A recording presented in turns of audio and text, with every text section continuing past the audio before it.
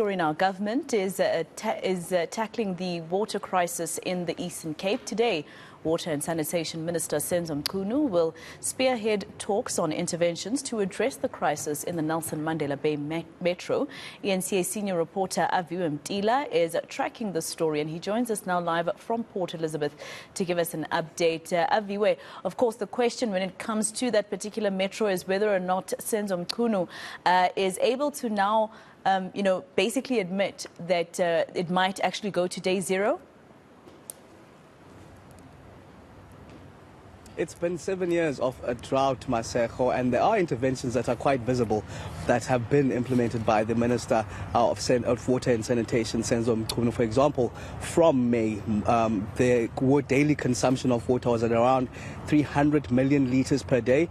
Now that's been reduced currently to around 246 million litres, but there's still more that needs to be done. Hence, now we're seeing this water workshop that's currently happening at Nelson Mandela Bay. Number of stakeholders converged inside, trying to get the bay itself and the metro to be water resilient. Just to get some more on this, I am joined, in fact, by the Minister, Senzo Mchunu. Mchunu, thank you for joining us at eNCA.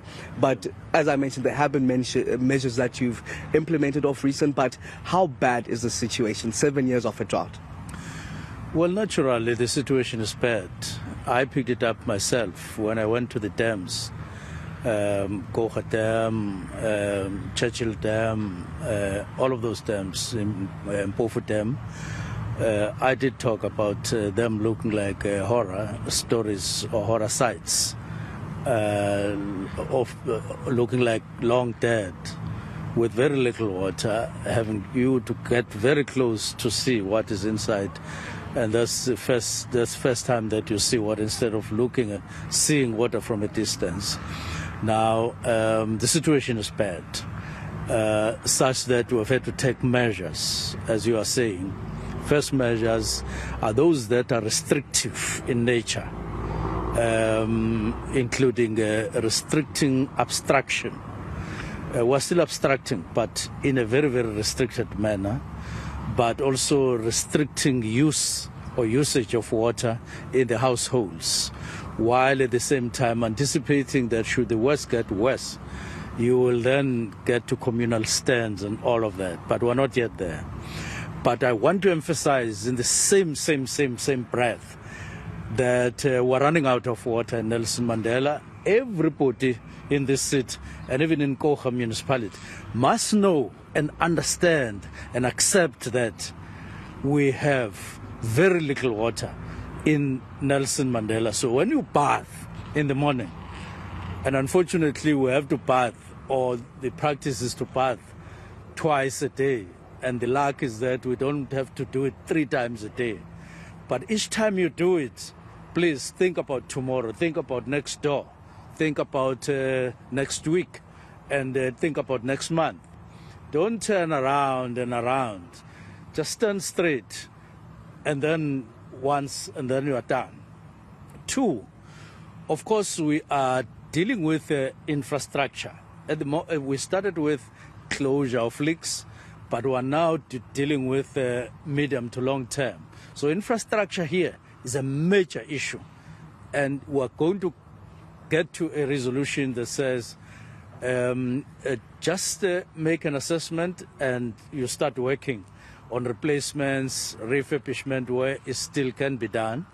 But the bigger part as well is that coming through various inputs that say that on the augmentation side, there are a number of things that we need to do. Of course, infrastructure, which covers leaks and so on, is one major one. But we need to do augmentation schemes. Should we go for phase 4? Yes, we probably are going to come up with that. Phase 4 of the Noordgedacht scheme, taking water from Harip and then cleaning it in the plant here in Noordgedacht. But we also want to move bigger, if you like, in terms of groundwater. We've already started 5 good boreholes in Kocha Kop that pump water into a plant there that cleans manganese and iron. We're going to have our objective. They are going to say yes or no here, but I want us to go for 25 megalitres just there alone. This, apart from other boreholes that have been drilled and equipped by other partners, Coca-Cola, Gift of the Givers, for which we are very thankful, 19 or 20 by Gift of the Givers, and then 9 by Coca-Cola. We want business as well, ordinary business from local here to come on board and also provide, especially in schools and other public centers. So the plans are working, but we can never rest.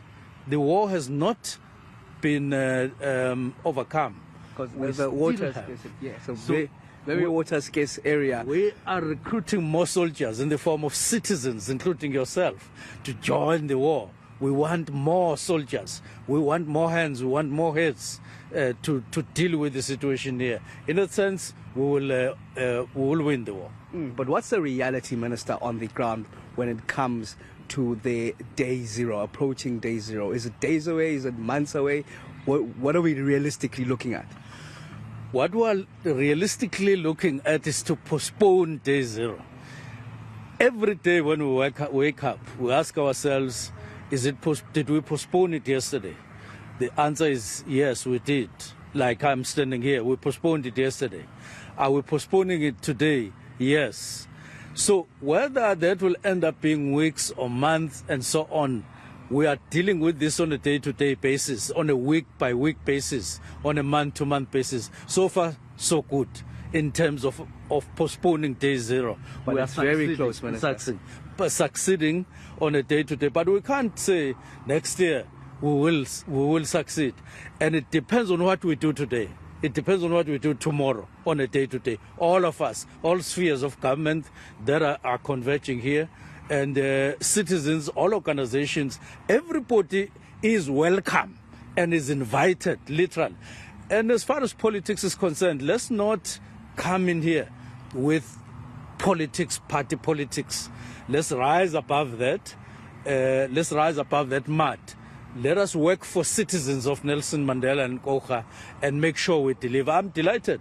We've met some of the requests from Kocha where they wanted to augment some schemes up there and then take themselves out of the grid via water that they could. So we felt that this was a very, very sound proposal so that Nelson Mandela gets much more availability of water, but not usage of water. There, we're cutting everybody to the limit. There's no doubt about that. And have the recent rains helped in every way to alleviate day zero? And what are some of, I know you mentioned some of them, but maybe some of the direct measures and the indirect measures that you're thinking of putting in place?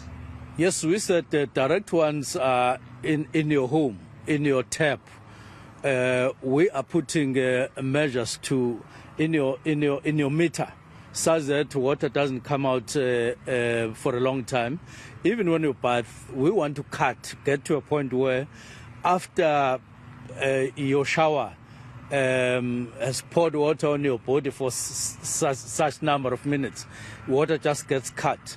But also individual households in terms of water that is available to each household per day to be cut to a limit.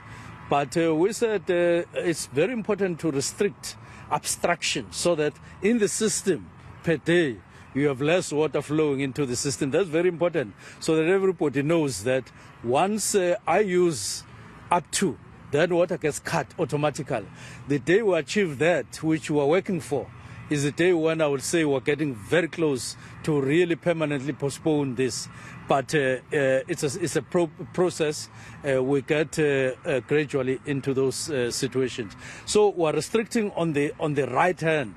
On the left hand, we are availing water just for minimal use, and then balance that so that all of us have water the following day, rather than bath for 20 minutes and then that's your last bath.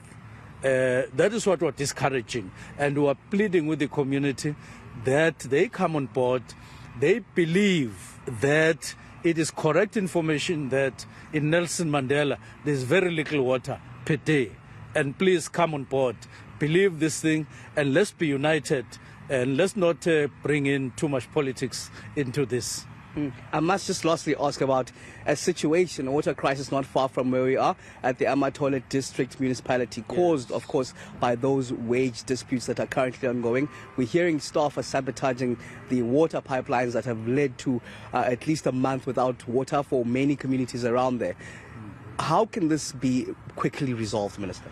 It's a dire situation. I'm only happy that the MEC for local government in the Eastern Cape is not even here. He is there in Amatole. Of course, under Premier Mabuyane, they are dealing with that situation. But because it is now very much getting into affecting water supply, remember, water is a right and water is life. We want to get to a situation where no matter what problems, labor-related problems there are, all parties must come together quickly and reach an understanding.